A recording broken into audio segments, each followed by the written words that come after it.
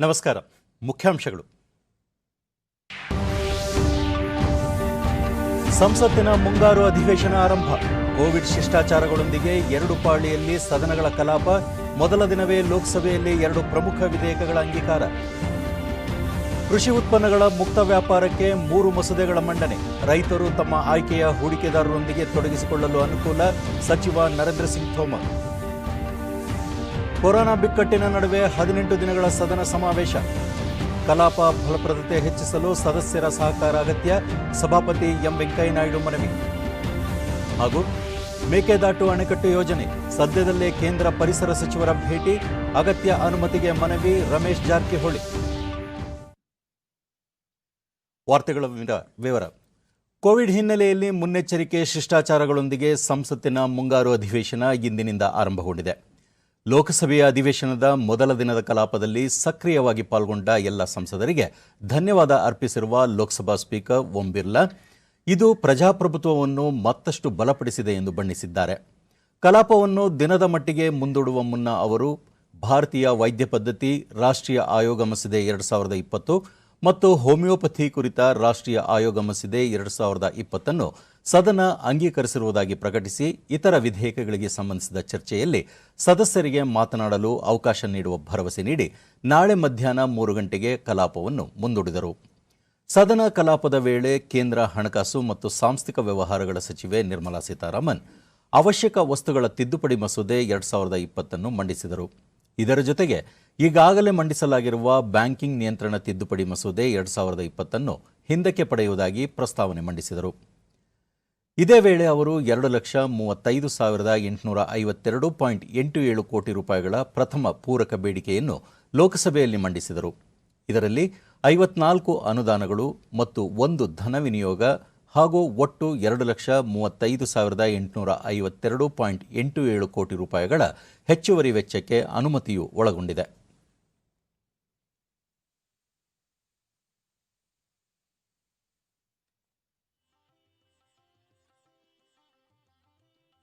ಏತನ್ಮಧ್ಯೆ ಕೇಂದ್ರ ಕೃಷಿ ಮತ್ತು ರೈತ ಕಲ್ಯಾಣ ಸಚಿವ ನರೇಂದ್ರ ಸಿಂಗ್ ತೋಮರ್ ರೈತರ ಉತ್ಪಾದನೆ, ವ್ಯಾಪಾರ ಮತ್ತು ವಾಣಿಜ್ಯ ಮಸೂದೆ, ರೈತರ ಬೆಲೆ, ಭರವಸೆ ಮತ್ತು ಕೃಷಿ ಸೇವೆಗಳ 2020 ಒಪ್ಪಂದ ಮಸೂದೆ, ಅಗತ್ಯ ಸರಕುಗಳ ತಿದ್ದುಪಡಿ ಮಸೂದೆ 2020 ಮಂಡಿಸಿದರು.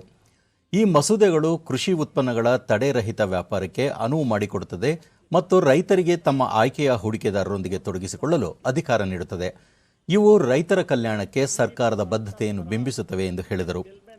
ಕೃಷಿ ರಂಗದಲ್ಲಿ ಪರಿವರ್ತನೆ ತರುವ ಮತ್ತು ರೈತರ ಆದಾಯವನ್ನು ಹೆಚ್ಚಿಸುವ ಗುರಿ ಹೊಂದಿರುವ ಈ ಮಸೂದೆಗಳನ್ನು ಇದೇ ಜೂನ್ನಲ್ಲಿ ಹೊರಡಿಸಲಾಗಿದ್ದ ಸುಗ್ರೀವಾಜ್ಞೆಗಳಿಗೆ ಕಾಯ್ದೆಗಳ ರೂಪ ನೀಡುವ ಉದ್ದೇಶದಿಂದ ಮಂಡಿಸಲಾಗಿದೆ. ಸದಸ್ಯರ ಸುರಕ್ಷತೆ ಹಿನ್ನೆಲೆಯಲ್ಲಿ ಲೋಕಸಭೆಯ ಕಲಾಪದಲ್ಲಿ ಸದಸ್ಯರಿಗೆ ಕುಳಿತು ಮಾತನಾಡಲು ಅವಕಾಶ ಕಲ್ಪಿಸಲಾಗಿದೆ.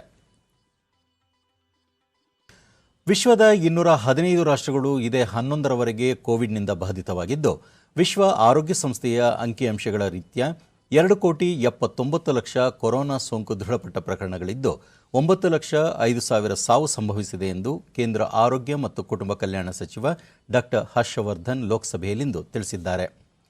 ಕೋವಿಡ್ ಮಹಾಮಾರಿಯ ಕುರಿತಂತೆ ಸದನದಲ್ಲಿ ಹೇಳಿಕೆ ನೀಡಿದ ಅವರು, ವಿಶ್ವದಲ್ಲಿ ಕೋವಿಡ್ ಮರಣ ಪ್ರಮಾಣ ದರ 3.2ರಷ್ಟಿದೆ. ಇದೇ 11ರವರೆಗೆ ಭಾರತದಲ್ಲಿ ಒಟ್ಟು 45,62,414 ಸೋಂಕಿನ ಪ್ರಕರಣಗಳು ದೃಢಪಟ್ಟಿದ್ದು 76,271 ಜನರು ಮರಣ ಹೊಂದಿದ್ದಾರೆ. ಮರಣ ಪ್ರಮಾಣ ದರ 1.67ರಷ್ಟಿದೆ. 35,42,663 ರೋಗಿಗಳು ಕೋವಿಡ್ನಿಂದ ಗುಣಮುಖರಾಗಿದ್ದಾರೆ. ಅಂದರೆ ದೇಶದಲ್ಲಿ ಚೇತರಿಕೆ ದರ 77.65ರಷ್ಟಿದೆ. ಪ್ರತಿ 10 ಲಕ್ಷಕ್ಕೆ ಸೋಂಕಿನ ಪ್ರಕರಣ ಸಂಖ್ಯೆ 3,328 ಆದರೆ ಮರಣ ಪ್ರಮಾಣ ಪ್ರತಿ 10 ಲಕ್ಷಕ್ಕೆ 55 ಮಾತ್ರವಿದೆ. ಇದು ಇತರ ಬಾಧಿತ ರಾಷ್ಟ್ರಗಳಿಗೆ ಹೋಲಿಸಿದರೆ ವಿಶ್ವದಲ್ಲೇ ಅತ್ಯಂತ ಕಡಿಮೆಯಾಗಿದೆ ಎಂದು ವಿವರಿಸಿದರು. ಸರ್ಕಾರ ಆರಂಭದ ದಿನದಿಂದಲೂ ಸಮಗ್ರ ದೃಷ್ಟಿಕೋನದೊಂದಿಗೆ ರಾಷ್ಟ್ರವ್ಯಾಪಿ ಲಾಕ್ಡೌನ್ನಂಥ ದಿಟ್ಟ ಕ್ರಮಗಳನ್ನು ಕೈಗೊಂಡು ಸೋಂಕು ನಿಯಂತ್ರಿಸಿದ್ದು, ಮರಣ ಪ್ರಮಾಣವು ಹೆಚ್ಚಾಗದಂತೆ ನಿಗಾವಹಿಸಿದೆ. ಸಮುದಾಯವು ಸರ್ಕಾರದೊಂದಿಗೆ ಸಹಕಾರ ನೀಡಿದ್ದು ದೇಶದಲ್ಲಿ ಕೋವಿಡ್ ನಿರ್ವಹಣೆ ಉತ್ತಮವಾಗಿದೆ. ದೇಶದಲ್ಲಿ ಆರೋಗ್ಯ ಮೂಲಸೌಕರ್ಯವನ್ನು ಹೆಚ್ಚಳ ಮಾಡಲಾಗಿದೆ. ದೇಶದಲ್ಲಿ ಪಿಪಿಇ ಉತ್ಪಾದನೆ ಆಗುತ್ತಿರಲಿಲ್ಲ, ಈಗ ಅದನ್ನು ರಫ್ತು ಮಾಡುವ ಸಾಮರ್ಥ್ಯ ಪಡೆದಿದ್ದೇವೆ ಎಂದು ಅವರು ಹೇಳಿದರು. ಕೋವಿಡ್ ಹಿನ್ನೆಲೆಯಲ್ಲಿ 2 ಪಾಳಿಗಳಲ್ಲಿ ಲೋಕಸಭೆ ಮತ್ತು ರಾಜ್ಯಸಭೆ ಕಲಾಪ ನಡೆಯುತ್ತಿದ್ದು, ಮಧ್ಯಾಹ್ನ ಸಮಾವೇಶಗೊಂಡ ರಾಜ್ಯಸಭೆಯಲ್ಲಿ ಸಭಾಪತಿ ಎಂ ವೆಂಕಯ್ಯನಾಯ್ಡು ಸಂಸತ್ತಿನ ಅಧಿವೇಶನ ಅತ್ಯಗತ್ಯವಾಗಿದೆ, ಅದೇ ರೀತಿ ಸದಸ್ಯರ ಆರೋಗ್ಯವು ಪರಮೋಚ್ಚ. ಕೋವಿಡ್ ನಡುವೆಯೂ ಸದನ ಸಮಾವೇಶಗೊಂಡಿದೆ. 18 ದಿನಗಳ ಈ ಅಧಿವೇಶನದಲ್ಲಿ ಮಹತ್ವದ ವಿಚಾರಗಳ ಕುರಿತು ಚರ್ಚೆ ನಡೆಯಲಿದ್ದು, ಪ್ರತಿಯೊಬ್ಬರ ಸಹಕಾರ ಅಗತ್ಯ ಎಂದು ಅಭಿಪ್ರಾಯಪಟ್ಟರು.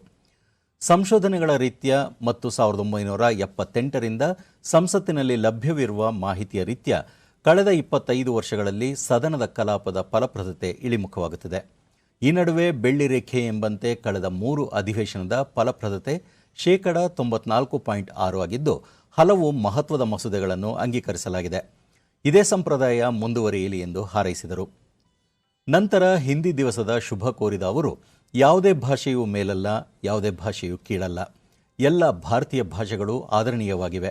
ನಾವೆಲ್ಲರೂ ಹಿಂದಿಯ ಜೊತೆಗೆ ಇತರ ಭಾರತೀಯ ಭಾಷೆ ಮತ್ತು ಮಾತೃಭಾಷೆ ಕಲಿಯಬೇಕು ಎಂದು ತಿಳಿಸಿದರು. ಆನ್ಲೈನ್ ಚದುರಂಗ ಸ್ಪರ್ಧೆಯಲ್ಲಿ ವಿಜೇತರಾದ ಕ್ರೀಡಾಪಟುಗಳನ್ನು ಅಭಿನಂದಿಸಿದರು. ಸಚಿವರುಗಳಾದ ಡಾಕ್ಟರ್ ಹರ್ಷವರ್ಧನ್, ನಿರ್ಮಲಾ ಸೀತಾರಾಮನ್ ಮೊದಲಾದವರು ವಿವಿಧ ಮಸೂದೆ ಮಂಡಿಸಿದರು. ರಾಜ್ಯಸಭೆಯ ಉಪಸಭಾಪತಿ ಸ್ಥಾನಕ್ಕೆ ಇಂದು ನಡೆದ ಚುನಾವಣೆಯಲ್ಲಿ ಎನ್ಡಿಎ ಅಭ್ಯರ್ಥಿ ಹರಿವಂಶ್ ಧ್ವನಿಮತದ ಮೂಲಕ ಆಯ್ಕೆಯಾಗಿದ್ದಾರೆ. ಪ್ರೊಫೆಸರ್ ಮನೋಜ್ ಕುಮಾರ್ ಝಾ ಹಾಗೂ ಹರಿವಂಶ್ ನಡುವೆ ಸ್ಪರ್ಧೆ ಏರ್ಪಟ್ಟಿತ್ತು. ಸಭಾಪತಿ ವೆಂಕಯ್ಯನಾಯ್ಡು ಹರಿವಂಶ್ ಅವರ ಆಯ್ಕೆಯನ್ನು ಪ್ರಕಟಿಸಿ ಉಪಸಭಾಪತಿ ಸ್ಥಾನ ಅಲಂಕರಿಸುವಂತೆ ತಿಳಿಸಿದರು. ನಂತರ ಹರಿವಂಶ್ ಅವರನ್ನು ಅಭಿನಂದಿಸಿದ ಕಾಂಗ್ರೆಸ್ ಸದಸ್ಯ ಗುಲಾಂ ನಬಿ ಆಜಾದ್, 2ನೇ ಬಾರಿಗೆ ಉಪಸಭಾಪತಿ ಹುದ್ದೆ ಅಲಂಕರಿಸುತ್ತಿರುವ ಅವರು ಎಲ್ಲ ಸದಸ್ಯರಿಗೂ ನ್ಯಾಯ ಒದಗಿಸಲು ಪ್ರಯತ್ನಿಸಿದ್ದಾರೆ. ಲೇಖಕರಾಗಿ ವಿದ್ವಾಂಸರಾಗಿರುವ ಅವರು ಮುಂದಿನ ದಿನಗಳಲ್ಲಿ ಕೂಡ ಎಲ್ಲರಿಗೂ ಸಮಾನ ಗಮನ ಹರಿಸಲಿ ಎಂದು ಕೋರಿದರು.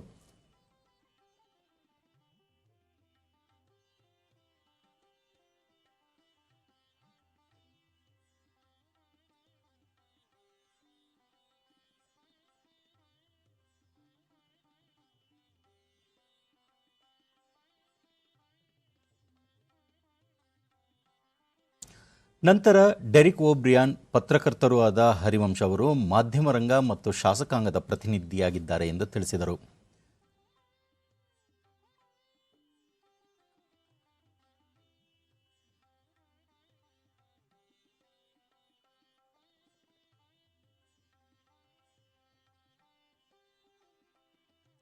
ಪ್ರಧಾನಿ ನರೇಂದ್ರ ಮೋದಿ ಅವರು ಹರಿವಂಶ್ ಅವರನ್ನು 2ನೇ ಬಾರಿಗೆ ಸದನದ ಉಪಸಭಾಪತಿಯಾಗಿ ಆಯ್ಕೆಯಾಗಿದ್ದಕ್ಕಾಗಿ ಅಭಿನಂದನೆ ಸಲ್ಲಿಸಿದರು. ಸಾಮಾಜಿಕ ಕಾರ್ಯಕರ್ತರಾಗಿ, ಪತ್ರಕರ್ತರಾಗಿ ಪ್ರಾಮಾಣಿಕತೆಯಿಂದ ಛಾಪು ಮೂಡಿಸಿದ ಅವರ ಬಗ್ಗೆ ತಮಗೆ ಅಪಾರ ಗೌರವವಿದೆ ಎಂದರು. ಸದನವನ್ನು ನಿಷ್ಪಕ್ಷಪಾತವಾಗಿ ನಡೆಸುವ ಅವರ ರೀತಿಯನ್ನು ಶ್ಲಾಘಿಸಿದ ಪ್ರಧಾನಿ, ಕೊರೋನಾ ಕಾಲದಲ್ಲೂ ಜವಾಬ್ದಾರಿ ನಿರ್ವಹಿಸುವುದು ಸಂಸದರ ಕರ್ತವ್ಯವಾಗಿದೆ. ಈ ಹಿಂದೆ ಅವರು ಯಾವುದೇ ಭೇದ ಭಾವ ಇಲ್ಲದೆ ಉತ್ತಮ ಅಂಪೈರ್ನಂತೆ ಕಾರ್ಯನಿರ್ವಹಿಸಿದ್ದಾರೆ. ಕಳೆದ ವರ್ಷ ಸದನದ ಫಲಪ್ರದತೆ ಉತ್ತಮವಾಗಿತ್ತು.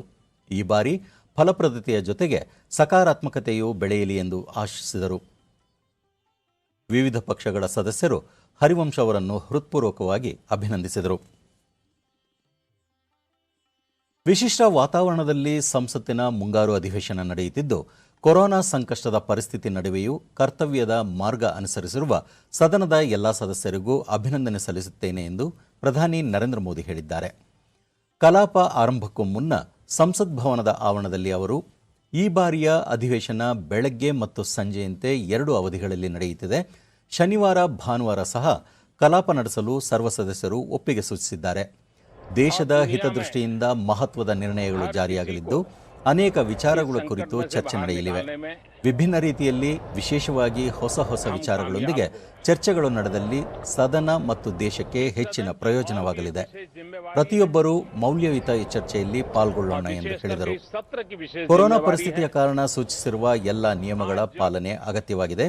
ಔಷಧ ಕಂಡುಹಿಡಿಯುವವರೆಗೂ ಈ ಸಮಸ್ಯೆಗೆ ಪರಿಹಾರವಿಲ್ಲ. ವಿಶ್ವದ ಯಾವುದೇ ಮೂಲೆಯಲ್ಲಿ ಲಸಿಕೆ ಕಂಡುಹಿಡಿಯುವಲ್ಲಿ ಯಶಸ್ವಿಯಾದರೆ ಸಮಸ್ಯೆಯಿಂದ ಪಾರಾಗಬಹುದು. ಈಗಾಗಲೇ ಔಷಧ ಕಂಡುಹಿಡಿಯುವ ಪ್ರಯತ್ನದಲ್ಲಿರುವ ಎಲ್ಲ ವಿಜ್ಞಾನಿಗಳು, ಸಂಶೋಧಕರಿಗೂ ಶೀಘ್ರವೇ ಯಶಸ್ವಿ ದೊರೆಯಲಿ ಎಂದು ಆಶಿಸುವುದಾಗಿ ಪ್ರಧಾನಿ ಹೇಳಿದರು. ಜೀವದ ಹಂಗು ತೊರೆದು ಧೈರ್ಯ, ಸಾಹಸದಿಂದ ಗಡಿ ಮತ್ತು ರಾಷ್ಟ್ರದ ರಕ್ಷಣೆಯಲ್ಲಿ ನಿರತರಾಗಿರುವ ಯೋಧರಿಗೆ ಸದನದ ಸದಸ್ಯರೆಲ್ಲರೂ ಒಂದೇ ಧ್ವನಿಯಾಗಿ ಒಂದೇ ಭಾವನೆಯಿಂದ ಬೆಂಬಲ ವ್ಯಕ್ತಪಡಿಸುವ ಮೂಲಕ ಅವರಿಗೆ ಉತ್ಸಾಹ ತುಂಬುವ ಸಂದೇಶವನ್ನು ರವಾನಿಸುವುದು ಈ ಸಂದರ್ಭದಲ್ಲಿ ಅಗತ್ಯವಿದೆ ಎಂದು ನರೇಂದ್ರ ಮೋದಿ ಹೇಳಿದರು. मातृभूमि की रक्षा के लिए डटे हुए हैं।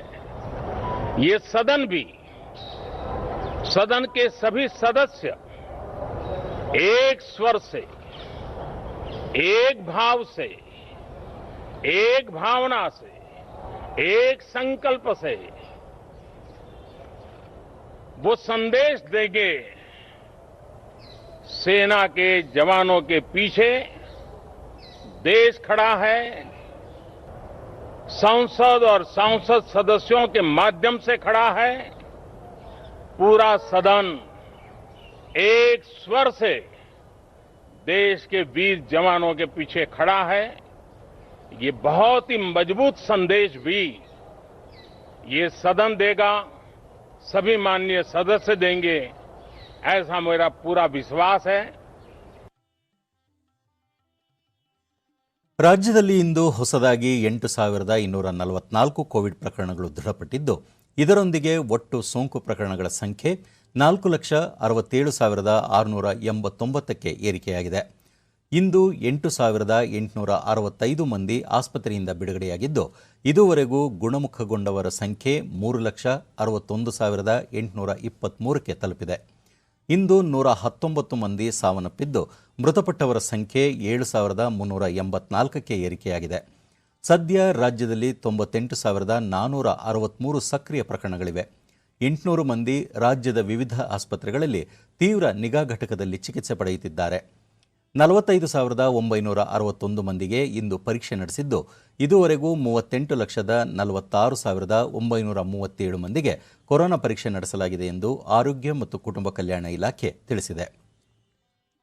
ಬೆಂಗಳೂರಿನಲ್ಲಿ 2,966 ಮಂದಿಗೆ ಸೋಂಕು ತಗುಲಿದ್ದು, ಒಟ್ಟು ಸೋಂಕು ಪ್ರಕರಣಗಳ ಸಂಖ್ಯೆ 1,73,628ಕ್ಕೆ ಏರಿಕೆಯಾಗಿದೆ. ಇಂದು 3,495 ಮಂದಿ ಆಸ್ಪತ್ರೆಯಿಂದ ಬಿಡುಗಡೆಯಾಗಿದ್ದು, ಇದುವರೆಗೂ ಬಿಡುಗಡೆಯಾದವರ ಸಂಖ್ಯೆ 1,30,627ಕ್ಕೆ ಏರಿಕೆಯಾಗಿದೆ. ಸದ್ಯ 40,527 ಸಕ್ರಿಯ ಪ್ರಕರಣಗಳಿವೆ. ಬೆಂಗಳೂರಿನಲ್ಲಿ 37 ಮಂದಿ ಮೃತಪಟ್ಟಿರುವುದು ಸೇರಿದಂತೆ ಒಟ್ಟಾರೆ 2,473 ಮಂದಿ ಸಾವನ್ನಪ್ಪಿದ್ದಾರೆ. ವಿವಿಧ ಜಿಲ್ಲೆಗಳಲ್ಲಿ ವರದಿಯಾಗಿರುವ ಪ್ರಕರಣಗಳ ವಿವರ ಇಂತಿದೆ.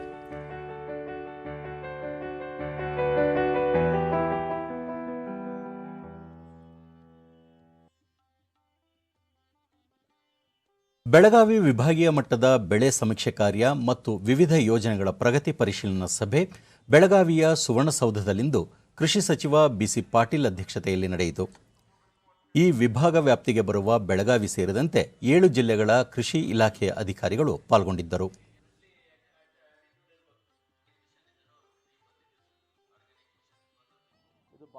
ನಂತರ ಸಚಿವ ಬಿಸಿ ಪಾಟೀಲ್ ರಾಜ್ಯ ಸರ್ಕಾರ ಕಳೆದ ತಿಂಗಳ 16ರಿಂದ ಆರಂಭಿಸಿರುವ ರೈತರಿಂದಲೇ ಬೆಳೆ ಸಮೀಕ್ಷೆ ಕಾರ್ಯಕ್ಕೆ ವ್ಯಾಪಕ ಸ್ಪಂದನೆ ದೊರೆತಿದ್ದು, ಇದುವರೆಗೂ 78,27,000 ರೈತರು ಸ್ವಯಂ ಪ್ರೇರಿತವಾಗಿ ಬೆಳೆ ಸಮೀಕ್ಷೆ ನಡೆಸಿ ಆಪ್ ಮೂಲಕ ದತ್ತಾಂಶ ದಾಖಲಿಸಿದ್ದಾರೆ ಎಂದರು.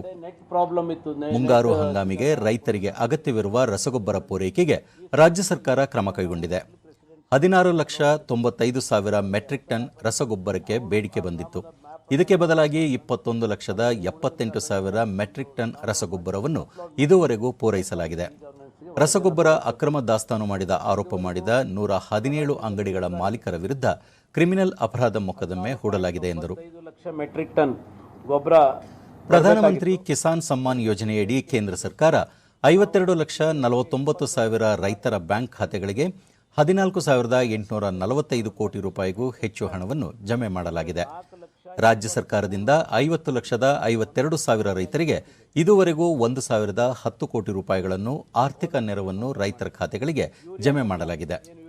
ಕೊರೋನಾದಿಂದ ಸಂಕಷ್ಟಕ್ಕೀಡಾಗಿರುವ ಮುಸುಕಿನ ಜೋಳ ಬೆಳೆದ 10 ಲಕ್ಷ ರೈತರಿಗೆ ತಲಾ 5,000 ರೂಪಾಯಿಯಂತೆ 500 ಕೋಟಿ ರೂಪಾಯಿ ಬಿಡುಗಡೆ ಮಾಡಲಾಗಿದ್ದು, ಬಹುತೇಕ ರೈತರಿಗೆ ಈ ಸೌಲಭ್ಯ ತಲುಪಿದೆ ಎಂದು ಸಚಿವರು ತಿಳಿಸಿದರು.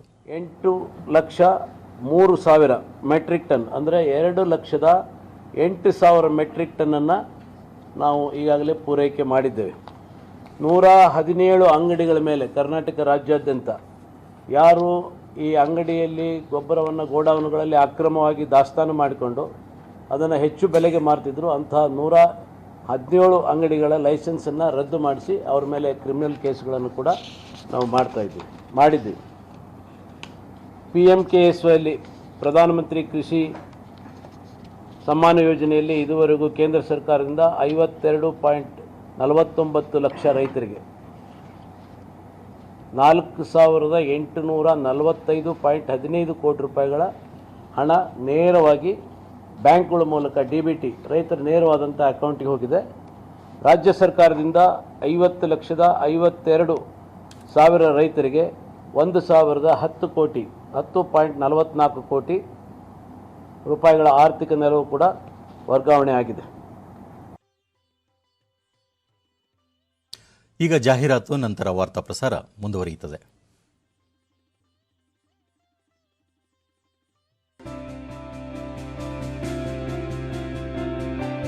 कैसे उठ खड़े हैं हम, आपके योगदान से बढ़ रहे हैं हम। मुश्किलों के दौर में भी खुद पर निर्भर हैं, स्वास्थ्य सर्वोपरि कर योद्धा से लड़ रहे हैं हम। नव भारत की ताकत बन रहे हैं हम।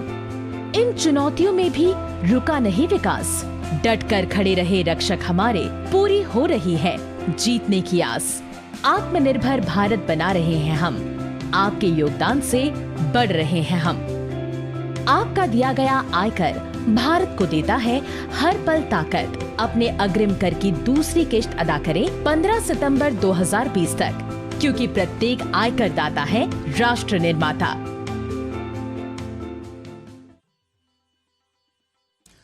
ರಾಮನಗರ ಜಿಲ್ಲೆಯಲ್ಲಿ ಉದ್ದೇಶಿತ ಮೇಕೆದಾಟು ಸಮಾನಾಂತರ ಅಣೆಕಟ್ಟು ನಿರ್ಮಾಣ ಮಾಡುವ ಮೇಕೆದಾಟು ಪ್ರದೇಶಕ್ಕೆ ಜಲಸಂಪನ್ಮೂಲ ಸಚಿವ ರಮೇಶ್ ಜಾರಕಿಹೊಳಿ ಇಂದು ಭೇಟಿ ನೀಡಿ ಪರಿಶೀಲನೆ ನಡೆಸಿದರು.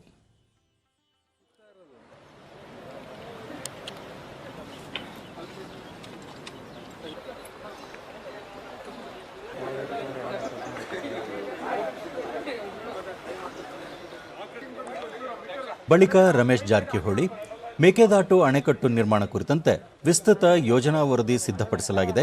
9,000 ಕೋಟಿ ರೂಪಾಯಿ ವೆಚ್ಚದಲ್ಲಿ ಕ್ರಿಯಾ ಯೋಜನೆ ತಯಾರಾಗಿದೆ. ಕೇಂದ್ರ ಜಲಶಕ್ತಿ ಸಚಿವಾಲಯ ಈಗಾಗಲೇ ಯೋಜನೆಗೆ ಹಸಿರು ನಿಶಾನೆ ತೋರಿದ್ದು, ಅರಣ್ಯ ಮತ್ತು ಪರಿಸರ ಖಾತೆ ಸಚಿವ ಪ್ರಕಾಶ್ ಜಾವಡೇಕರ್ ಅವರನ್ನು ಬುಧವಾರ ಅಥವಾ ಗುರುವಾರ ಭೇಟಿ ಮಾಡಿ ಮನವಿ ಸಲ್ಲಿಸಲಾಗುವುದು ಎಂದು ಹೇಳಿದರು. ರಾಜ್ಯ ಸರ್ಕಾರದ ಒಂದು ಬಹಳ ಮಹತ್ವದ ಯೋಜನೆಗೆ ನಾವು ಸ್ವಂತ ವಿಸಿಟ್ ಮಾಡಿ ಯೋಜನೆಗೆ ತಕರಾರು ತೆಗೆಯುತ್ತಿರುವ ನೆರೆಯ ತಮಿಳುನಾಡು ರಾಜ್ಯದೊಂದಿಗೆ ಮಾತುಕತೆ ನಡೆಸಿ ಮನವೊಲಿಸುತ್ತೇವೆ. ಬೆಂಗಳೂರಿಗೆ ಮುಂದಿನ 30 ವರ್ಷಗಳವರೆಗೆ ಕುಡಿಯುವ ನೀರು ಪೂರೈಸಲು ಈ ಯೋಜನೆ ಕೈಗೆತ್ತಿಕೊಳ್ಳಲಾಗುತ್ತಿದೆ ಎಂದು ಸ್ಪಷ್ಟಪಡಿಸಿದರು. ಕೋಟಿ ಒಂದು ಅಂದಾಜು ವೆಚ್ಚ ಮಾಡಿ ಶೀಲ್ ಬಿಡಿಸಿ ದಿಲ್ಲಿಗೆ ಸಬ್ಮಿಟ್ ಮಾಡಿದ್ದೇವೆ. ಬಹಳ ಅಡ್ಡಿ ಆತಂಕದ ನಡುವೆ ಇದು 5,252 ಫಾರೆಸ್ಟ್ ಲ್ಯಾಂಡ್ ಇರೋದ್ರಿಂದ ಅಂದರೆ 96 to 97% ಫಾರೆಸ್ಟ್ ಮತ್ತು ವನ್ಯಜೀವನ ಇರೋದ್ರಿಂದ ಭಾಳಷ್ಟು ಹರಡ್ತಾರೆ. ಆದರೂ ಸಹಿತ ನಾವು ಸರ್ಕಾರ ಮಟ್ಟದಿಂದ ಭಾಳಷ್ಟು ಒತ್ತಡ ಹಾಕಿ ಕೇಂದ್ರ ಸರ್ಕಾರಕ್ಕೆ ಈಗ ಒಂದು 3-4 ಬಾರಿನ ಹೋಗಿದ್ದೇವೆ. ಜಾವಡೇಕರ್ ಫಾರೆಸ್ಟ್ ಮಂತ್ರಿ ಬುಧವಾರ ಗುರುವಾರ ನಾವು ಟೈಮ್ ತೊಗೊಂಡೇವೆ. ಬಹುಶಃ ಮುಖ್ಯಮಂತ್ರಿ ಸಹಿತ ಬರ್ಬೋದು. ಅವತ್ತು ಬಂದರೆ ಅವರು ನಾವು ಕೂಡಿ ನಾವು ಫಾರೆಸ್ಟ್ ಮಿನಿಸ್ಟ್ರು ಮತ್ತು ಜಲಶಕ್ತಿ ಮಂತ್ರಿ ಗಜೇಂದ್ರ ಸಿಂಗ್ ಶೇಖಾವತ್ ಅವ್ರಿಗೆ ನಾವು ಒತ್ತಡ ಹಾಕಿ ಆದಷ್ಟು ಬೇಗ ಈ ಅಣೆಕಟ್ಟು ನಿರ್ಮಾಣ ಆಗಬೇಕಂತ ನಾವು ರಾಜ್ಯ ಸರ್ಕಾರದಿಂದ ಎಲ್ಲ ಥರ ಒತ್ತಡ ಹಾಕ್ತೇವೆ. ಶಿವಮೊಗ್ಗ ಜಿಲ್ಲೆಯ ಭದ್ರಾ ಜಲಾಶಯದ 4 ಗೇಟ್ಗಳಿಂದ 1,700 ಕ್ಯೂಸೆಕ್ ನೀರನ್ನು ಇಂದು ನದಿಗೆ ಬಿಡಲಾಯಿತು. ಭದ್ರಾ ಜಲಾಶಯ ಬಹುತೇಕ ಭರ್ತಿಯಾಗಿದ್ದು, ಪ್ರಸ್ತುತ ಜಲಾಶಯಕ್ಕೆ 8,753 ಕ್ಯೂಸೆಕ್ ನೀರು ಹರಿದು ಬರುತ್ತಿದೆ.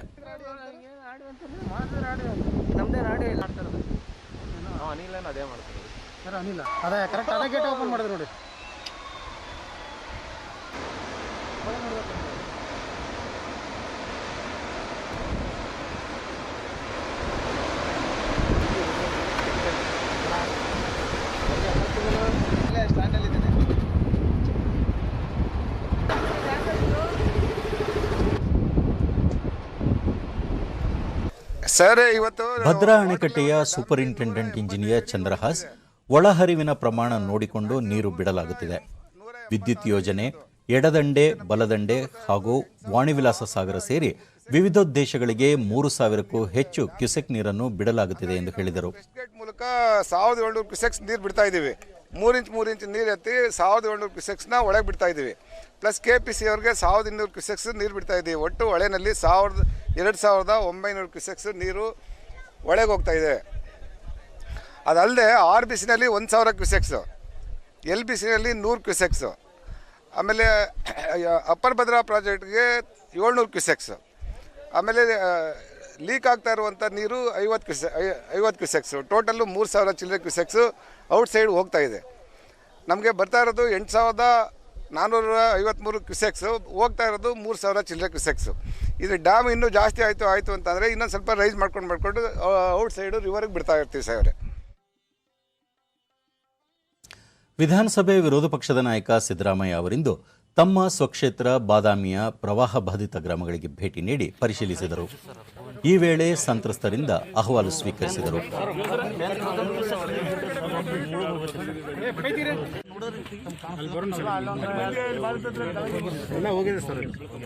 ಬಳಿಕ ಸಿದ್ದರಾಮಯ್ಯ ರಾಜ್ಯದಲ್ಲಿ ಪ್ರವಾಹ ಪರಿಸ್ಥಿತಿಯಿಂದಾಗಿ 8,071 ಕೋಟಿ ರೂಪಾಯಿ ನಷ್ಟವಾಗಿದೆ ಎಂದು ರಾಜ್ಯ ಸರ್ಕಾರವೇ ಅಂದಾಜು ಮಾಡಿದೆ. ಸಂತ್ರಸ್ತರಿಗೆ ಕೇಂದ್ರ ಮತ್ತು ರಾಜ್ಯ ಸರ್ಕಾರಗಳಿಂದ ಯಾವುದೇ ಪರಿಹಾರ ದೊರೆತಿಲ್ಲ. ಈ ವಿಚಾರವನ್ನು ಇದೇ 21ರಿಂದ ಆರಂಭವಾಗಲಿರುವ ವಿಧಾನಸಭೆಯ ಅಧಿವೇಶನದಲ್ಲಿ ಪ್ರಸ್ತಾಪ ಮಾಡಲಾಗುವುದು ಎಂದು ಹೇಳಿದರು. ಬಾದಾಮಿ ವಿಧಾನಸಭಾ ಕ್ಷೇತ್ರದಲ್ಲಿ 22.5 ಕೋಟಿ ರೂಪಾಯಿ ಬೆಳೆ ಹಾಗೂ ಸಾರ್ವಜನಿಕ ಆಸ್ತಿಪಾಸ್ತಿ ನಷ್ಟವಾಗಿದೆ. 3650 ಹೆಕ್ಟೇರ್ ಭೂಮಿಯಲ್ಲಿ ಬೆಳೆ ನಷ್ಟವಾಗಿದ್ದು ರೈತರಿಗೆ ಪರಿಹಾರ ನೀಡಬೇಕೆಂದು ಅವರು ಒತ್ತಾಯಿಸಿದರು. ಈ ಸರ್ಕಾರ ಬಂದ ಮೇಲೆ ನಾವೆಲ್ಲ ಬಜೆಟ್ ಪ್ರವಾಹದ ಬಗ್ಗೆ ಸುಮಾರು ನಾನು 3-4 ಗಂಟೆ ಮಾತಾಡಿದ್ದೆ. ಆದರೂ ಕೂಡ ಸರಿಯಾಗಿ ಕಳೆದ ಸಾರಿನೂ ಕೊಡಲಿಲ್ಲ. ಈ ಸಾರಿ 8,071 ಕೋಟಿ ನಷ್ಟ ಆಗಿದೆ ಅಂತ ಹೇಳ್ತಾರೆ ಒಟ್ಟು ರಾಜ್ಯದಲ್ಲಿ ಪ್ರವಾಹದಿಂದ. ಇವತ್ತಿನವರೆಗೆ ಕೇಂದ್ರ ಸರ್ಕಾರ ₹1 ಪರಿಹಾರ ಕೊಟ್ಟಿಲ್ಲ, ರಾಜ್ಯ ಸರ್ಕಾರನೂ ಕೂಡ ಕೊಟ್ಟಿಲ್ಲ. ಈಗ ನಾನು ಅಸೆಂಬ್ಲಿ ಕಳೆದ ವಾರ ಮುಂದಿನ ವಾರ ಶುರುವಾಗುತ್ತೆ, ಮತ್ತೆ ಪ್ರವಾಹದ ಬಗ್ಗೆ ಚರ್ಚೆ ಮಾಡ್ತೀವಿ. ಬಾದಾಮಿ ತಾಲೂಕಿನಲ್ಲಿ 3600 ಹೆಕ್ಟೇರ್ ಪ್ರದೇಶ ಬೆಳೆ ಹಾನಿಯಾಗಿದೆ. ಸುಮಾರು 22 ಕೋಟಿ ರೂಪಾಯಿನಷ್ಟು ನಷ್ಟ ಆಗಿದೆ. ಅದೆಲ್ಲ ರೈತರಿಗೆ ಕೊಡಬೇಕು ಅಂತಕ್ಕಂಥದ್ದು ಒಂದು. ಮತ್ತು ಎಲ್ಲೆಲ್ಲಿ ಬ್ರಿಡ್ಜ್ಗಳು ಹೋಗಿದ್ದಾವೆ, ಎಲ್ಲೆಲ್ಲಿ ರಸ್ತೆ ಹೋಗಿದ್ದಾವೆ, ಆ ರಸ್ತೆಗಳನ್ನೆಲ್ಲ ರೆಸ್ಟೋರ್ ಮಾಡಬೇಕು ಅಂತಕ್ಕಂಥದ್ರ ಬಗ್ಗೆನೂ ಕೂಡ ಒತ್ತಡ. ಮೈಸೂರು ಜಿಲ್ಲೆಯ ಗ್ರಾಮಾಂತರ ಪ್ರದೇಶಗಳಲ್ಲಿ ಫ್ಲೋರೋಸಿಸ್ ರೋಗದಿಂದ ಬಳಲುತ್ತಿರುವ ರೋಗಿಗಳಿಗೆ ತ್ರಿಚಕ್ರ ವಾಹನ, ಔಷಧಿ ಮತ್ತಿತರ ಸೌಲಭ್ಯಗಳನ್ನು ಇಂದು ವಿತರಿಸಲಾಯಿತು.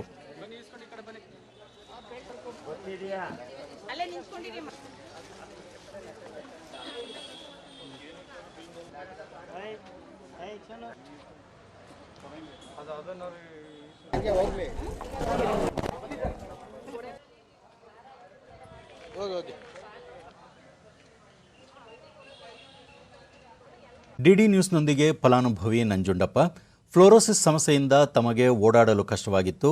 ಸರ್ಕಾರ ಈಗ ತ್ರಿಚಕ್ರ ವಾಹನ ನೀಡುವುದು ಹೆಚ್ಚು ಅನುಕೂಲವಾಗಿದೆ ಎಂದು ಸಂತಸ ವ್ಯಕ್ತಪಡಿಸಿದರು. ಮತ್ತೋರ್ವ ಫಲಾನುಭವಿಯ ಪೋಷಕ ಮುಜಾಹಿದ್ ಹುಸೇನ್ 8 ವರ್ಷದ ತಮ್ಮ ಪುತ್ರಿ ಈ ರೋಗದಿಂದ ಬಳಲುತ್ತಿದ್ದು ತ್ರಿಚಕ್ರ ವಾಹನ ನೀಡಿರುವುದು ಸಹಕಾರಿಯಾಗಿದೆ ಎಂದರು. ಜಿಲ್ಲಾ ಆರೋಗ್ಯಾಧಿಕಾರಿ ಡಾಕ್ಟರ್ ವೆಂಕಟೇಶ್, ಗ್ರಾಮಾಂತರ ಜಿಲ್ಲೆಗಳ ಜನರಲ್ಲಿ ಫ್ಲೋರೋಸಿಸ್ ರೋಗ ಲಕ್ಷಣಗಳು ಹೆಚ್ಚಾಗಿ ಕಂಡುಬರುತ್ತಿದ್ದು ಅವರಿಗೆ ನೆರವಾಗಲೆಂದು ವಿವಿಧ ಸೌಲಭ್ಯಗಳು ಮತ್ತು ಔಷಧಿಗಳನ್ನು ನೀಡಲಾಗುತ್ತಿದೆ. ಕೇಂದ್ರ ಸರ್ಕಾರದ ಈ ಯೋಜನೆಯನ್ನು ರಾಜ್ಯ ಸರ್ಕಾರ ಜಾರಿಗೊಳಿಸುತ್ತಿದೆ ಎಂದು ಹೇಳಿದರು. ಡಿಸ್ಟ್ರಿಕ್ಟ್ ಲೆವೆಲಲ್ಲಿ ನಾವು ಐಡೆಂಟಿಫೈ ಮಾಡಿ ಅವ್ರನ್ನ ತೀರಾ ಪ್ರಾಬ್ಲಮ್ ಇರೋರಿಗೆ ಈ ಫ್ಲೋರೋಸಿಸ್ ಇದರಲ್ಲಿ ಅಡಿಯಲ್ಲಿ ಇದನ್ನು ಕೊಡ್ತೀವಿ ಪ್ರತಿ ವರ್ಷ. ಸೆಂಟ್ರಲ್ ಗೌರ್ಮೆಂಟ್ ಸ್ಕೀಮೇ ಪ್ಲಸ್ ಸ್ಟೇಟ್ ಗೌರ್ಮೆಂಟಿಂದ ಇದ್ದಾವೆ. ಡಾಕ್ಟರ್ ಯಾಕೂತ್ ನವೀನ, ರಾಷ್ಟ್ರೀಯ ಆರೋಗ್ಯ ಅಭಿಯಾನದಡಿ ಫ್ಲೋರೋಸಿಸ್ ನಿಯಂತ್ರಣ ಕಾರ್ಯಕ್ರಮವನ್ನು ಜಾರಿಗೆ ತರಲಾಗುತ್ತಿದೆ. ಈ ರೋಗ ಕುಡಿಯುವ ನೀರು, ಸೇವಿಸುವ ಆಹಾರದಲ್ಲಿನ ದೋಷಗಳಿಂದ ಜನರನ್ನು ಬಾಧಿಸಲಿದೆ. ಇಂತಹ ರೋಗಿಗಳಿಗೆ ಸೂಕ್ತ ಚಿಕಿತ್ಸೆ ಜೊತೆಗೆ ಉಪಕರಣಗಳನ್ನು ನೀಡಲಾಗುತ್ತಿದೆ ಎಂದರು. ಕಾಲಲ್ಲಿ ಫುಲ್ ಎಳ್ತಾ ಬಿಗಿತಾ ಆ ಥರ ಸ್ಟಿಫ್ನೆಸ್ ಆ ಥರ ಎಲ್ಲ ಇದ್ದವ್ರಿಗೆ ನಾವು ಫ್ಲೂರೈಡ್ ಲೆವೆಲ್ ಯೂರಿನಲ್ಲಿ ಚೆಕ್ ಮಾಡಿ ನೋಡ್ತೀವಿ. ಅದರಲ್ಲಿ fluoride level more than 1 ppm ಇದ್ದವ್ರಿಗೆ ನಾವು ಎಕ್ಸ್ರೇ ಮಾಡಿಸಿ ಕನ್ಫರ್ಮ್ ಮಾಡ್ತೀವಿ ಸ್ಕೆಲಿಟಲ್ ಫ್ಲೋರೋಸಿಸ್ ಇದ್ದರೆ. ಉಪಮುಖ್ಯಮಂತ್ರಿ ಡಾಕ್ಟರ್ CN ಅಶ್ವತ್ಥನಾರಾಯಣ್ ಬೆಂಗಳೂರಿನ ಮಾಗಡಿ ರಸ್ತೆಯಲ್ಲಿಂದು ಅತ್ಯಾಧುನಿಕ ಕೋವಿಡ್-19 ಪರೀಕ್ಷಾ ಕೇಂದ್ರವನ್ನು ಸೇವೆಗೆ ಸಮರ್ಪಿಸಿದರು. ಶಾಸಕ ದಿನೇಶ್ ಗುಂಡೂರಾವ್, ಬಿಬಿಎಂಪಿ ಆಯುಕ್ತ ಮಂಜುನಾಥ್ ಪ್ರಸಾದ್ ಸೇರಿದಂತೆ ಇತರರು ಉಪಸ್ಥಿತರಿದ್ದರು. ಸಾಫ್ಟ್ವೇರ್ ತಂತ್ರಜ್ಞಾನದ ಮುಂಚೂಣಿ ಸಂಸ್ಥೆಯಾಗಿರುವ ಅಜೀಂ ಪ್ರೇಮ್ಜಿ ಪ್ರತಿಷ್ಠಾನ ಕೋವಿಡ್-19 ಸಾಂಕ್ರಾಮಿಕ ರೋಗವನ್ನು ನಿಯಂತ್ರಿಸುವ ನಿಟ್ಟಿನಲ್ಲಿ ಸರ್ಕಾರಕ್ಕೆ ಸಹಕಾರ ನೀಡುತ್ತಿದೆ. H1N1 is there. So all the viruses are there. 99%. But it is very, very sensitive. DD ನ್ಯೂಸ್ನೊಂದಿಗೆ ವೈದ್ಯಾಧಿಕಾರಿ ಡಾಕ್ಟರ್ ಕೀರ್ತಿ ಪ್ರಸಾದ್ ಖಾಸಗಿ ಆಸ್ಪತ್ರೆಗಳಲ್ಲಿ ಕೋವಿಡ್-19 ಪರೀಕ್ಷೆಗೆ 3,500 ರೂಪಾಯಿ ವೆಚ್ಚ ತಗಲಲಿದೆ. ಇಲ್ಲಿ ಉಚಿತವಾಗಿ ಪರೀಕ್ಷೆ ಮಾಡಿ 2 ತಾಸಿನಲ್ಲಿ ವರದಿ ನೀಡುತ್ತೇವೆ. ಇದರಿಂದ ಬಡವರಿಗೆ ಅನುಕೂಲವಾಗಲಿದೆ ಎಂದರು. ಅಜೀಂ ಪ್ರೇಮ್ಜಿ ಫೌಂಡೇಶನ್ ಅವರು ನಮಗೆ ಟ್ರೂನ್ಯಾಟ್ ಮೆಷಿನ್ ಅಂತ ಡೊನೇಟ್ ಮಾಡಿದ್ದಾರೆ. ಅದು ಸುಮಾರು 15 ಲಕ್ಷ ರೂಪಾಯಿ ಆಗುತ್ತೆ. ಇವತ್ತು ಡೆಪ್ಯೂಟಿ ಚೀಫ್ ಮಿನಿಸ್ಟರ್ ಹಾಗೂ MLA ಆದಂಥ ದಿನೇಶ್ ಗುಂಡೂರಾವ್ ಅವರು ಬಂದು ಅದನ್ನು ಇನಾಗ್ರೇಟ್ ಮಾಡಿದರು. ಇದರಿಂದ ಈ ಮೆಷಿನಿಂದ ನಾವು ಆಚೆ ಕಡೆ ಪ್ರೈವೇಟಲ್ಲಿ ಟೆಸ್ಟ್ ಮಾಡಿಸ್ಬೇಕಾದ್ರೆ 3,000 to 3,500 ರೂಪಾಯಿ ಆಗುತ್ತೆ. ಇಲ್ಲಿ ನಮ್ಮಲ್ಲೇ ಇರೋದ್ರಿಂದ ಗೌರ್ಮೆಂಟಲ್ಲಿ ಸೌಲಭ್ಯ ಇರೋದ್ರಿಂದ ಬಡವ್ರಿಗಾಗಲಿ ಎಲ್ಲರಿಗೂ ಆಗಲಿ ಒಂದು ಉತ್ತಮವಾದ ಅವಕಾಶ ಇದು. ಆಮೇಲೆ ತುಂಬ ತೊಂದರೆಯಿಂದ ಎಲ್ಲ ತಪ್ಪಿಸ್ಕೋಬೋದು. 2 ಅವರಲ್ಲಿ ಈ ಟೆಸ್ಟು ನಮಗೆ ರಿಸಲ್ಟ್ ಕೊಡುತ್ತೆ. ಇದು ಅಜೀಂ ಪ್ರೇಮ್ಜಿ ಅವ್ರ ಫೌಂಡೇಶನ್ನಿಂದ ಕೊಡುಗೆ ಇರೋದ್ರಿಂದ ಅವ್ರಿಗೂ ನನ್ನ ಧನ್ಯವಾದಗಳು ಹೇಳಿ ನನ್ನ ಮಾತು ಮುಗಿಸ್ತೀನಿ. ನಮ್ಮ ಚಾರ್ಜಸ್ ಇಲ್ಲ, ಫ್ರೀ ಆಫ್ ಕಾಸ್ಟ್ ಮಾಡ್ತಾ ಇದ್ದೀವಿ ನಾವು. ಹಾಸನ ಜಿಲ್ಲೆಯ ಅರಸೀಕೆರೆ ತಾಲೂಕಿನ ರಾಮೇನಹಳ್ಳಿ ಗ್ರಾಮದ ಸರ್ಕಾರಿ ಹಿರಿಯ ಪ್ರಾಥಮಿಕ ಶಾಲೆಯಲ್ಲಿ ವಿದ್ಯಾರ್ಥಿಗಳ ಪ್ರವೇಶ ದಾಖಲೆ ಪ್ರಮಾಣ ಹೆಚ್ಚುತ್ತಿದ್ದು ಶಿಕ್ಷಕಿಯರ ಶ್ರಮ ಉಲ್ಲೇಖಾರ್ಹವಾಗಿದೆ. 4 ವರ್ಷಗಳ ಹಿಂದೆ ಈ ಶಾಲೆಗೆ ನಿರೀಕ್ಷಿತ ಸಂಖ್ಯೆಯಲ್ಲಿ ಮಕ್ಕಳು ದಾಖಲಾಗದ ಕಾರಣ 1 ವರ್ಷದ ಅವಧಿಗೆ ಶಾಲೆಯನ್ನು ಮುಚ್ಚಲಾಗಿತ್ತು. 2017ರಲ್ಲಿ ಈ ಶಾಲೆಗೆ ಓರ್ವ ವಿದ್ಯಾರ್ಥಿ ದಾಖಲಾದ ನಂತರ ಶಿಕ್ಷಣ ಇಲಾಖೆ ಶಿವಗಂಗಮ್ಮ ಎಂಬ ಶಿಕ್ಷಕಿಯನ್ನು ನೇಮಕ ಮಾಡುವ ಮೂಲಕ ವಿದ್ಯಾರ್ಥಿಗಳನ್ನು ಶಾಲೆಗೆ ವಾಪಸ್ ಕರೆತರುವ ಜವಾಬ್ದಾರಿಯನ್ನು ವಹಿಸಲಾಗಿತ್ತು. ಇದೀಗ 2 ವರ್ಷಗಳ ನಂತರ ಶಾಲೆಯಲ್ಲಿ 30 ವಿದ್ಯಾರ್ಥಿಗಳು ಶಿಕ್ಷಣ ಪಡೆಯುತ್ತಿದ್ದು ಇವರ ಸಾಧನೆಯಲ್ಲಿ ಶಿಕ್ಷಕರಾದ ಶಿವಗಂಗಮ್ಮ ಮತ್ತು ಇರ್ಷಾದ್ ಉನ್ನೀಸಾ ಪ್ರಮುಖ ಪಾತ್ರ ವಹಿಸಿದ್ದಾರೆ. ಈ ಇಬ್ಬರು ಶಿಕ್ಷಕಿಯರು ಮನೆ ಮನೆಗೆ ತೆರಳಿ ಪೋಷಕರ ಮನವೊಲಿಸಿ ಮಕ್ಕಳನ್ನು ಶಾಲೆಗೆ ಕರೆತರುವಲ್ಲಿ ಯಶಸ್ವಿಯಾಗಿದ್ದು ಮುಂಬರುವ ದಿನಗಳಲ್ಲಿ ಈ ಸಂಖ್ಯೆಯನ್ನು ಇನ್ನಷ್ಟು ಹೆಚ್ಚಳ ಮಾಡುವ ಗುರಿ ಹೊಂದಿದ್ದಾರೆ. ಇಬ್ಬರು ಶಿಕ್ಷಕಿಯರ ಪರಿಶ್ರಮದಿಂದಾಗಿ ಖಾಸಗಿ ಶಾಲೆಯಲ್ಲಿ ಓದುತ್ತಿರುವ ಮಕ್ಕಳು ಇದೀಗ ಸರ್ಕಾರಿ ಶಾಲೆಯತ್ತ ಒಲವು ತೋರಿಸುತ್ತಿದ್ದಾರೆ. ಡಿಡಿ ನ್ಯೂಸ್ನೊಂದಿಗೆ ವಿದ್ಯಾರ್ಥಿನಿ ನಂದುಶ್ರೀ ಶಿಕ್ಷಕರ ಬೋಧನೆಯಿಂದ ಗಣಿತ ಸೇರಿದಂತೆ ಎಲ್ಲಾ ವಿಷಯಗಳು ಸುಲಭವಾಗಿ ಕಲಿಯಲು ಸಹಕಾರಿಯಾಗಿದೆ ಎಂದರು. ಮುಖ್ಯ ಶಿಕ್ಷಕಿ ಶಿವಗಂಗಮ್ಮ ವಿದ್ಯಾರ್ಥಿಗಳ ಮನವೊಲಿಸಿ ಶಾಲೆಗೆ ಕರೆತರುವ ಪ್ರಯತ್ನ ಮಾಡುತ್ತಿದ್ದೇವೆ ಎಂದರು. ಆ ಶಾಲೆಗೆ ಬಂದಾಗ ನಾನು ಅನಂತರ ಮನೆ ಮನೆ ಭೇಟಿ ನೀಡಿ ಎಲ್ಲ ತಾಯಂದಿರ ಮನವೊಲಿಸಿ ಪೋಷಕರ ಮನವೊಲಿಸಿ ತಾಯಂದಿರ ಸಭೆ ಕರೆದು ಎಲ್ಲರಿಗೂ ಮನವರಿಕೆ ಆಗುವಂತೆ ಶಾಲೆಗೆ ಮಕ್ಕಳನ್ನು ದಾಖಲೆ ಮಾಡಿಕೊಂಡೆ. ನಿಮಗೇನು ಕಲಿಕೆ ತಾನೇ ಬೇಕಾಗಿರೋದು, ನಾವು ನಿಮಗೆ ಕಲಿಕೆಯನ್ನು ಕೊಡ್ತೇವೆ, ಒಳ್ಳೆಯ ಉತ್ತಮವಾದ ಕಲಿಕೆಯನ್ನು ಕೊಡ್ತೇವೆ ಅಂತ ಹೇಳಿ ನಾವು 1ನೇ ತರಗತಿಯಿಂದಲೇ ಇಂಗ್ಲಿಷ್ ಬೋಧನೆ ಮಾಡುವಂತೆ ನಾವೆಲ್ಲ ಯಾವ ತಾಯಂದಿರಿಗೆಲ್ಲವ ಮಾಡ್ತೀವಿ ಅಂತ ಹೇಳಿ ಎಲ್ಲ ತಾಯಂದಿರಿಗೂ ಮನವೊಲಿಸಿ ಮಕ್ಕಳನ್ನು ದಾಖಲೆ ಮಾಡ್ಕೊಂಡ್ವಿ.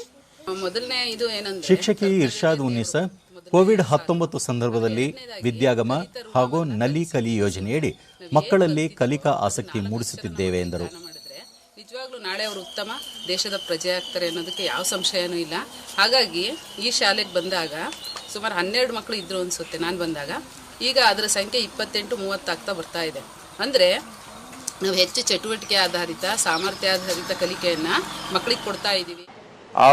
ರಾಮೇನಹಳ್ಳಿ ಕ್ಷೇತ್ರ ಶಿಕ್ಷಣಾಧಿಕಾರಿ HV ಮೋಹನ್ ಕುಮಾರ್ ಒಂದು ಮಗುವಿನಿಂದ ಪ್ರಾರಂಭವಾದ ಈ ಶಾಲೆಯಲ್ಲಿ 30 ಮಕ್ಕಳು ದಾಖಲಾಗಿರುವುದಕ್ಕೆ ಶಿಕ್ಷಕಿಯರ ಕೊಡುಗೆ ಮುಖ್ಯವಾಗಿದೆ ಎಂದರು. ಅಡ್ಮಿಷನ್ ದಾಖಲಾತಿ ಪ್ರಾರಂಭವಾದಂತಹ ಶಾಲೆ, ಆ ಶಾಲೆಯಲ್ಲಿ ಕೆಲಸ ನಿರ್ವಹಿಸುತ್ತಿರುವಂತಹ ಇಬ್ಬರು ಶಿಕ್ಷಕಿಯರ ಹೆಚ್ಚು ಸಾಧನೆಯಿಂದ ಶಿವಗಂಗಮ್ಮ ಎಂಬ ಶಿವಗಂಗಮ್ಮ ಮತ್ತು ಇರ್ಫಾದ್ ಉನ್ನೀಸಾ ಎಂಬ ಇಬ್ಬರು ಶಿಕ್ಷಕರ ಪರಿಶ್ರಮದಿಂದ ಅತ್ಯಂತ ಹೆಚ್ಚಿನ ಶ್ರಮ ವಹಿಸಿ ಶ್ರದ್ಧೆಯಿಂದ ಜಪಾನ್ನ ಆಡಳಿತಾರೂಢ ಲಿಬರಲ್ ಡೆಮಾಕ್ರೆಟಿಕ್ ಪಾರ್ಟಿಯ ಯೋಶಿಹಿಡೆ ಸುಗಾ ನೂತನ ಮುಖ್ಯಸ್ಥರಾಗಿ ಇಂದು ಆಯ್ಕೆಯಾಗಿದ್ದಾರೆ.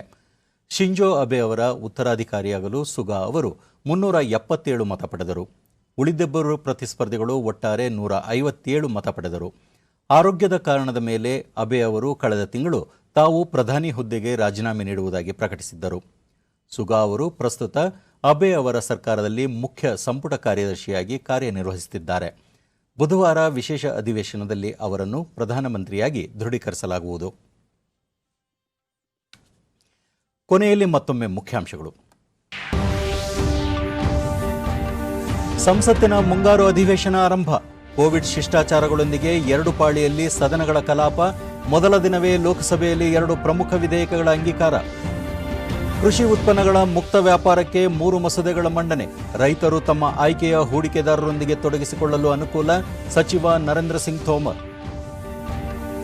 ಕೊರೋನಾ ಬಿಕ್ಕಟ್ಟಿನ ನಡುವೆ 18 ದಿನಗಳ ಸದನ ಸಮಾವೇಶ. ಕಲಾಪ ಫಲಪ್ರದತೆ ಹೆಚ್ಚಿಸಲು ಸದಸ್ಯರ ಸಹಕಾರ ಅಗತ್ಯ. ಸಭಾಪತಿ ಎಂ ವೆಂಕಯ್ಯನಾಯ್ಡು ಮನವಿ. ಹಾಗೂ ಮೇಕೆದಾಟು ಅಣೆಕಟ್ಟು ಯೋಜನೆ ಸದ್ಯದಲ್ಲೇ ಕೇಂದ್ರ ಪರಿಸರ ಸಚಿವರ ಭೇಟಿ. ಅಗತ್ಯ ಅನುಮತಿಗೆ ಮನವಿ. ರಮೇಶ್ ಜಾರಕಿಹೊಳಿ. ಇಲ್ಲಿಗೆ ಇಂದಿನ ವಾರ್ತಾ ಪ್ರಸಾರ ಮುಕ್ತಾಯವಾಯಿತು. ಸತ್ಯ, ಸಮರ್ಥ, ಸಂಪೂರ್ಣ ಸುದ್ದಿಗಾಗಿ ವೀಕ್ಷಿಸಿ ಚಂದನ ವಾರ್ತೆ. ನಮ್ಮ ಮುಂದಿನ ವಾರ್ತಾ ಪ್ರಸಾರ ನಾಳೆ ಬೆಳಗ್ಗೆ 11 ಗಂಟೆಗೆ ಡಿಡಿ ಚಂದನದಲ್ಲಿ. ನಮಸ್ಕಾರ.